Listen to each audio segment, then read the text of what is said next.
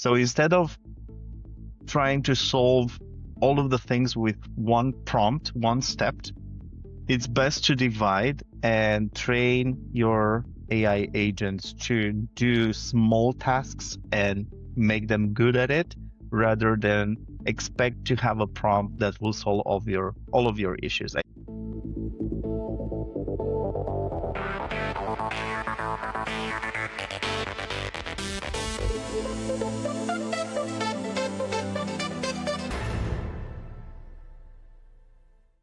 Welcome to The Ordinary. I'm your host, Morten Sørensen, and today we're going to talk about why AI might actually be making your data problems worse, and what you need to fix before you add any more intelligence on top of a broken foundation. My guest today is Mihai Bejgu, VP of Consulting and GTM at Revenue Pulse, based in Bucharest, Romania, and one of the most technically sharp voices in the European MOPS community. Mihai has spent close to 2 decades in marketing, starting in email marketing at scale, moving through demand generation and marketing operations, and eventually into consulting, where he now helps B2B organizations fix the systems and data foundations that their go-to market motions depend on. He is an Adobe Certified Master Marketo Architect, a 2-time Marketo Certified Expert, leads the Bucharest Marketo user group, and co-leads the virtual European chapter of the Marketing Ops community, alongside myself and Chloe Pott. What I find compelling about Mihai is that he's not chasing the AI hype. He's asking the harder question underneath it. If your data is a mess, what exactly are you planning to automate? Mihai, welcome to the Ordinary Marketing Ops podcast. Hey, Morten. I'm very honored to be here, and thank you for the invitation. And I swear we haven't talked to each other to both wear blue, but it just happened. So it's a nice coincidence. So thank you for We're having blue me. dabba dee. I should have run with the I'm blue dabba dee dabba die as an intro. Yeah. Maybe I'll do that. Yeah, that's a good idea, actually. All right. So I was actually going to have a green shirt on today, but then yeah. I started with a black one, but my daughter actually helped me mess that up with her breakfast, so I had to change it. I remember those were the days. Yep. Yeah. Cool. I'm really happy to have you here, Mihai. I've been looking forward to this chat because this is one of my is it okay to say favorite topics when we're actually talking about kind of bad data and the boring stuff? Yep. But still, it's kind of my favorite topic because I think it's that important. So it is one of my favorite topics as well. And I started like in the marketing operations world I was obsessed with having as clean data as possible. And I was trying to have like all the marketing team, all the sales teams aligned over the data, the fields that they're using, so they have the same understanding. And I was not surprised, and even though unhappy with how people had a different perception over the data that they were seeing in the CRM or in the marketing automation platform. So I do believe that the success into having a well-oiled machine when it comes to sales flows and marketing flows is to make sure that teams have the same understanding over the data that you are capturing and where the data is coming from. And in most cases, that's not always the truth. So this is where the fun begins, right? Nowadays with AI, people are having the expectations of putting an AI layer over their data and solving all of their problems. But the reality is that if you're just putting an AI layer over bad data, it will just automate chaos, right? So it needs to be structured, at least from my perspective, right? First of all, the first good step is to make sure people have the same understanding over the same fields. And let's say an easy one, lead source. So You should have a pick list value and not put a free text in the lead source, because instead of having hundreds of different sources that you look at, it's best to have at most 20 that you identify that leads are coming from sales or LinkedIn or paid advertising. So the main sources that you could think of, and have a pick list values, have everyone aligned of those sources, and only those should exist in your systems.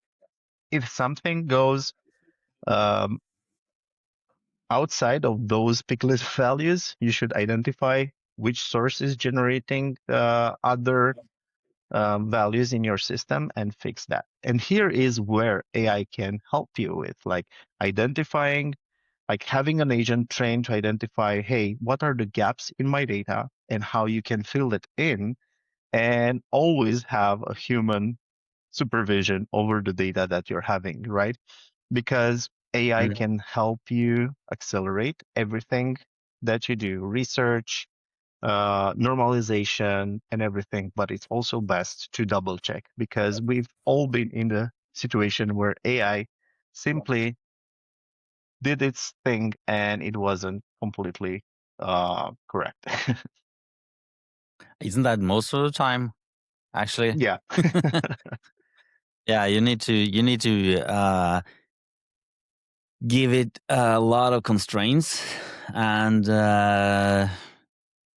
some tough love, or actually yelling or typing with caps lock on, and yeah. Um, but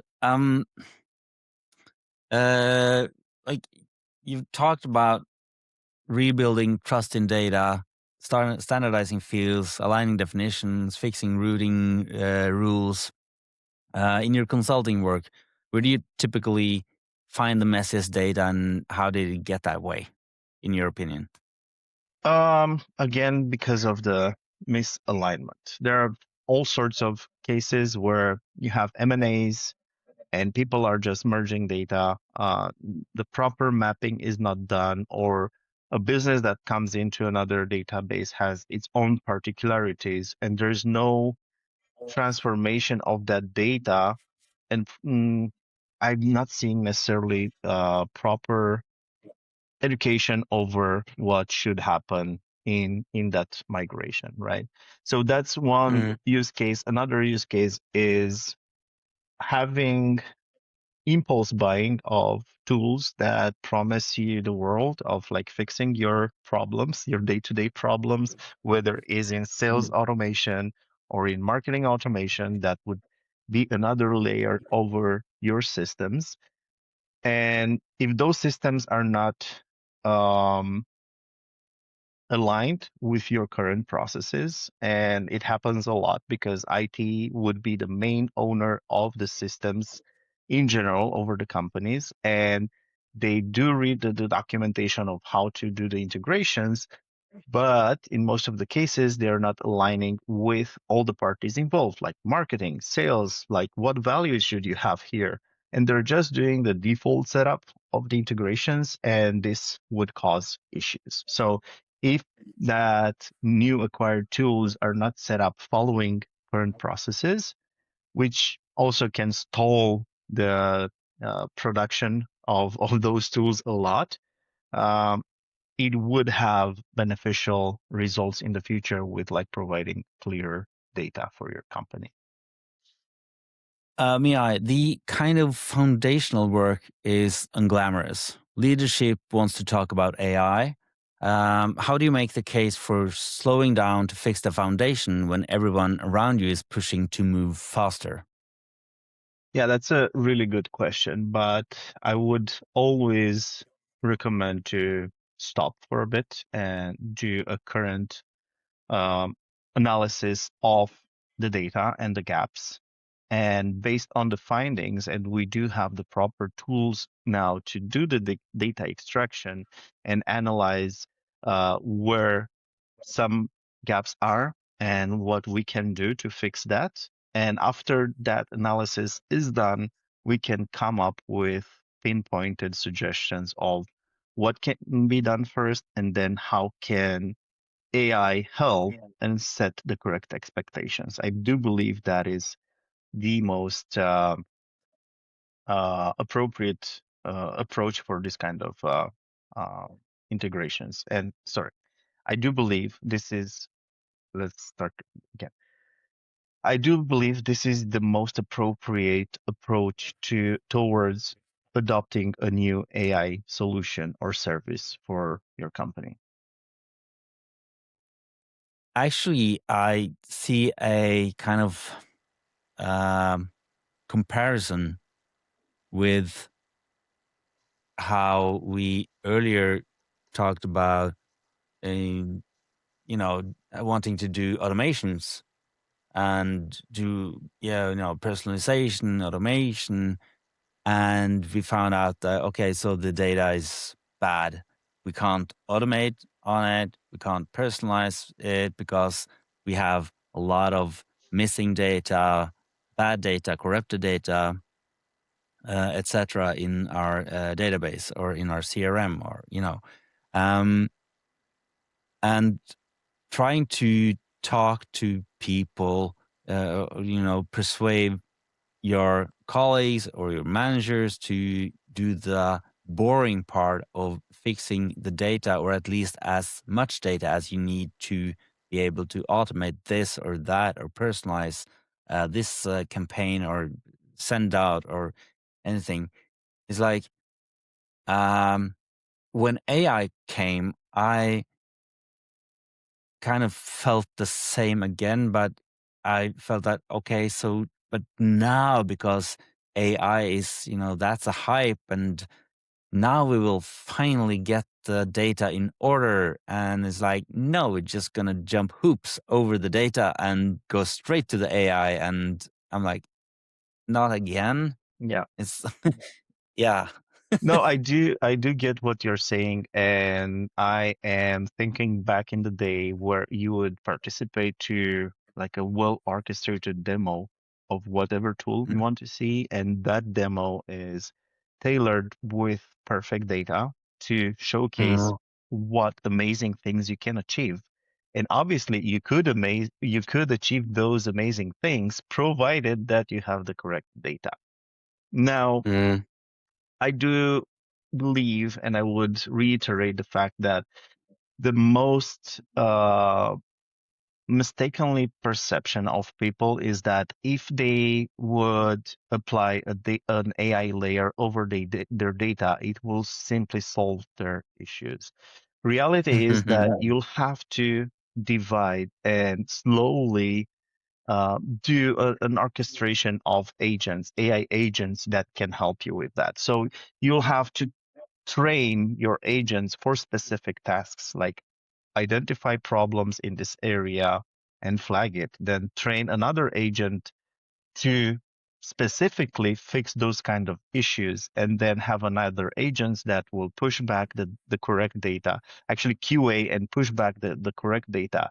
So instead of trying to solve all of the things with one prompt, one step, it's best to divide and train your AI agents to do small tasks and make them good at it, rather than expect to have a prompt that will solve all of your issues. I think this is something that I initially experienced myself, and most of the frustration that came to me was when I had in mind a problem, and I said to myself, if I prompt this to, I don't know, GPT or Claude or what have you, it will solve my issues.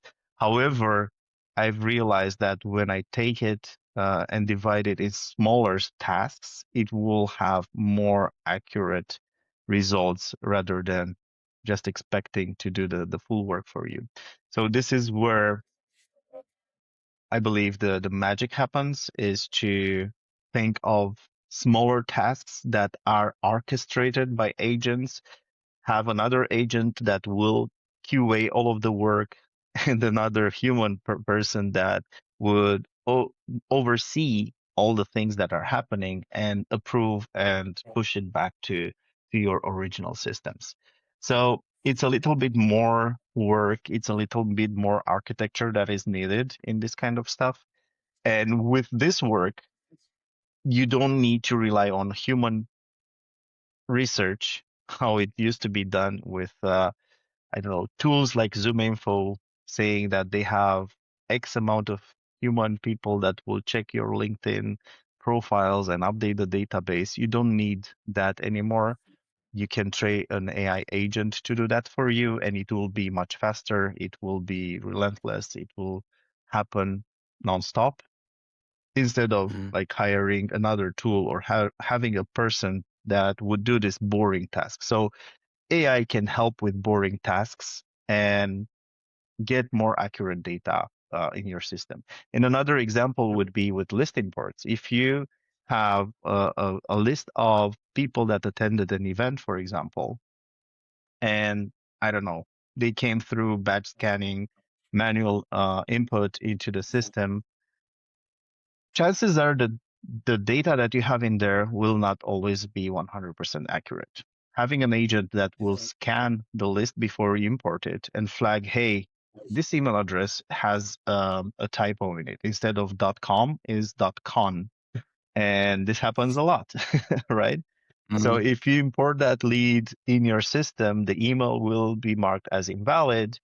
No one would really see it if you don't have a person looking specifically for it or a flow that will highlight, hey, because you imported this list, you have this issue, right?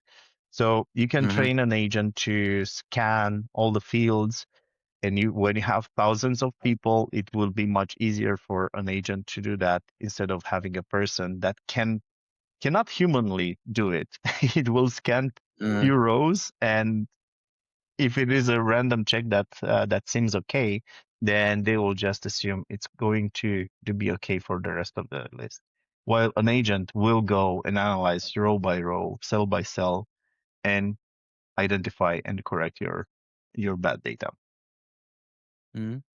Um, you have described a four agent sequence. One monitors CRM for bad data, a second enriches and corrects it, a third updates scoring and routing, and a fourth analyzes engagement and recommends next best actions, Yeah. all running with minimal human interaction. How far away is that from reality for most B2B MOPS teams right now? It's happening. Most of the companies that have adopted early AI processes, and we have helped companies actually design their nurture programs based on the content they have in their library with the data and the process that you just described. It will auto generate an email based on their historical activity to go out and increase the chances of engaging with that email. So Hmm. it is happening today. The prerequisite you named was real architecture, CRM, map, CDP, product systems, all connected. Most teams aren't there. Where do you start if you're trying to build towards that? In this case, again, I do believe having alignment with the teams because obviously CRM is mostly owned and utilized by sales and the sales ops team.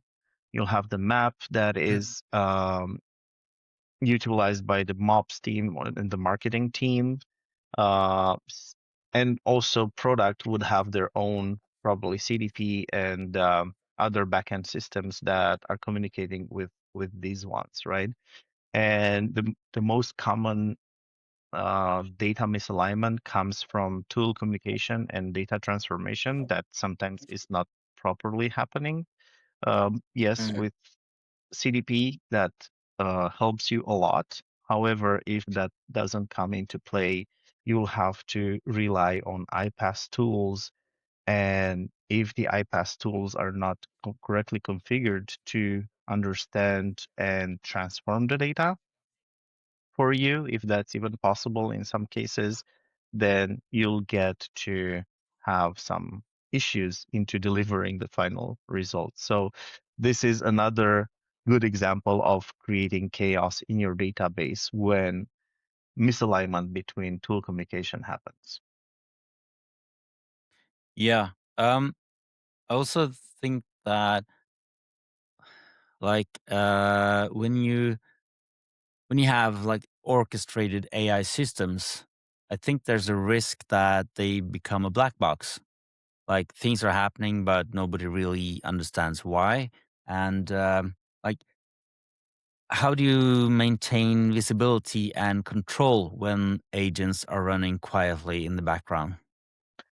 I would, for every agent that come into play, I would definitely have another agent that will QA the work and flag if the expected result is not delivered, right?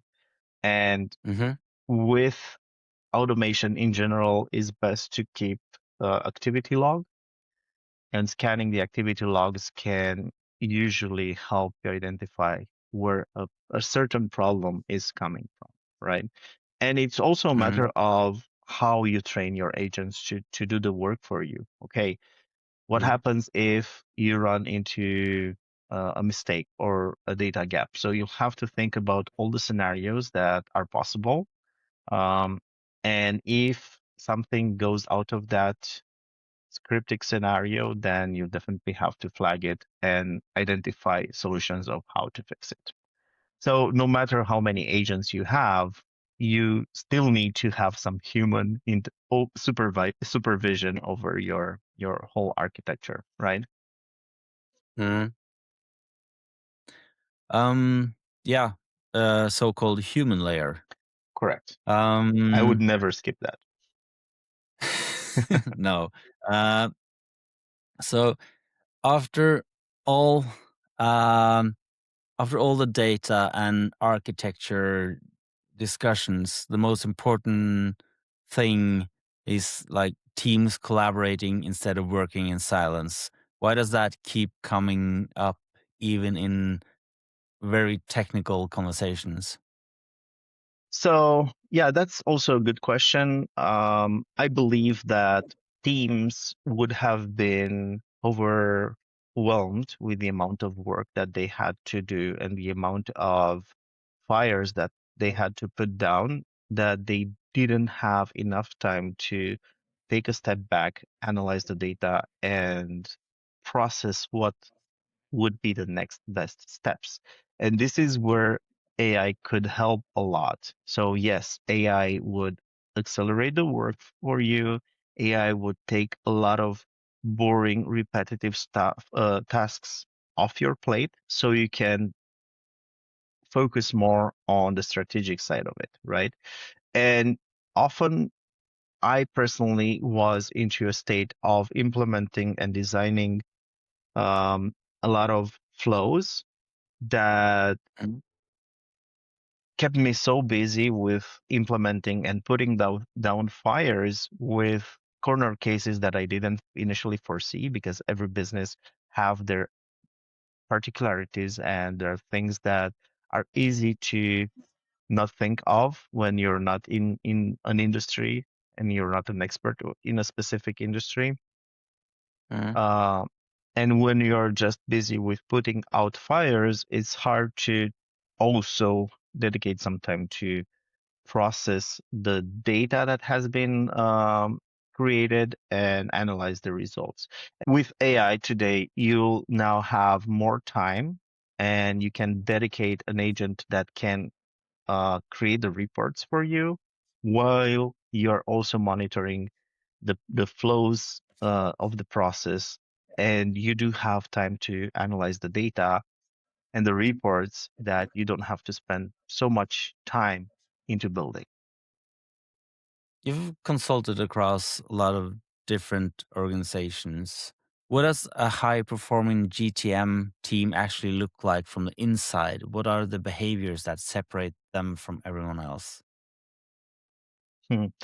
I think it's a matter of being consistent again. So having a proper plan that you stick to it, most of the teams do have good calendars and good activities that are following on a daily and a weekly basis. But again, due to the high amount of work that they do, they don't have enough time to read the data and the results, right?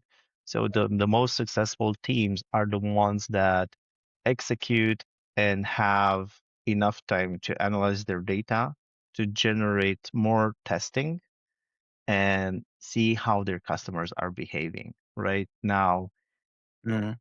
in the past, without AI in general, it was kind of hard to take individuals one by one and analyze history patterns with their activities in general, whether it's website activity, download, sales activities.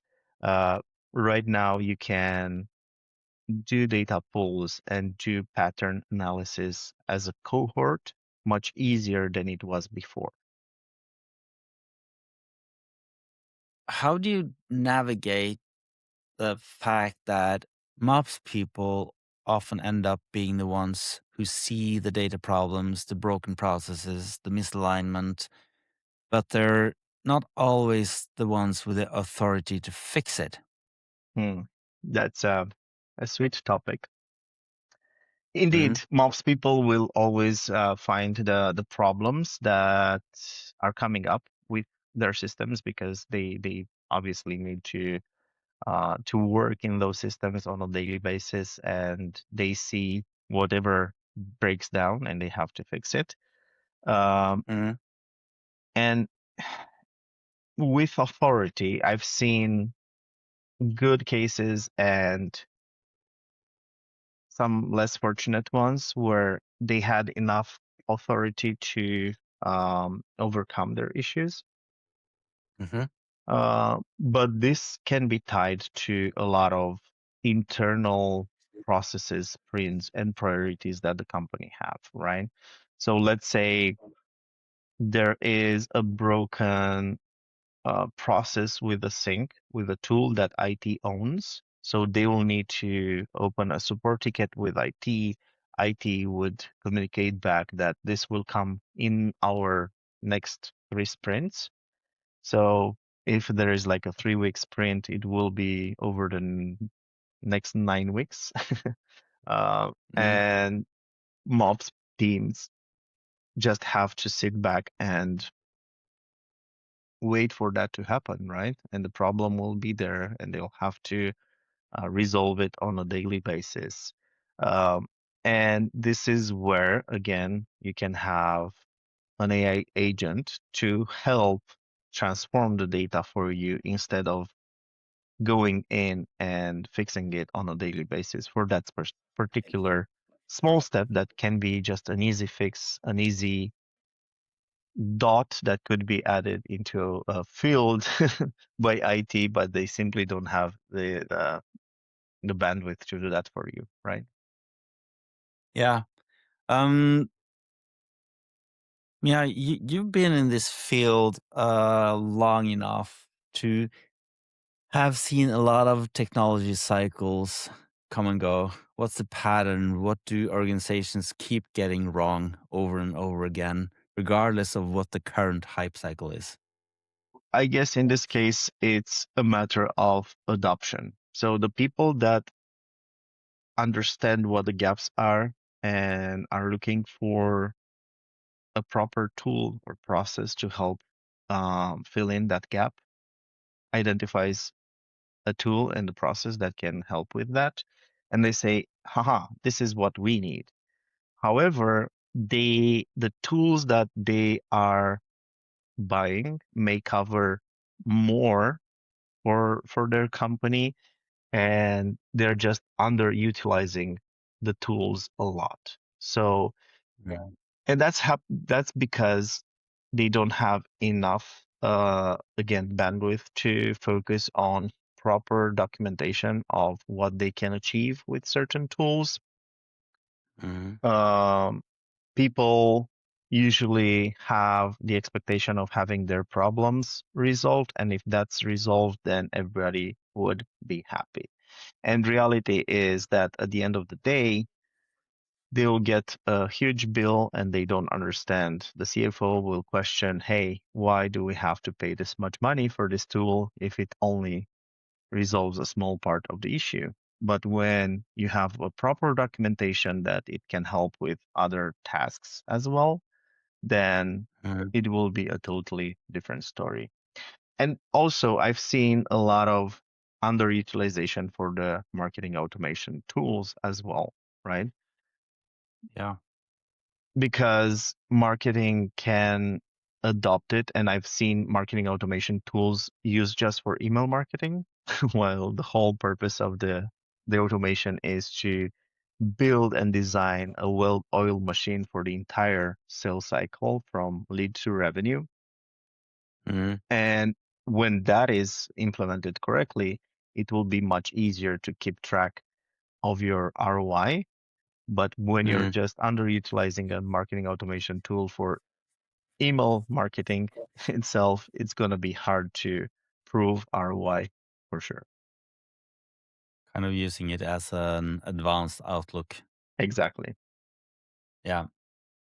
I was a bit surprised that you didn't mention data quality when it comes to the what organizations keep getting wrong. But I think we talked enough about data and data quality. It is I think self-implied I too. think people are better. Huh? It is self-implied too that data quality is an a big player in this as well. Yeah, it is. Before we wrap up today, Mihai, um, for MOPS professional who's sitting in an organization right now with messy data, leadership that wants to jump straight to AI, what's the one thing you'd tell them first? No matter what, stop and analyze what exactly you want to achieve and where you have your data gaps that you first need to address before jumping into any AI solutions that you want to undertake. I fully support that one. Um, where can people find you? LinkedIn, Revenue Pulse, Yes, community. I am on LinkedIn for sure, Mihai Bejgu, if you search my name, under Revenue Pulse website, revenuepulse.com.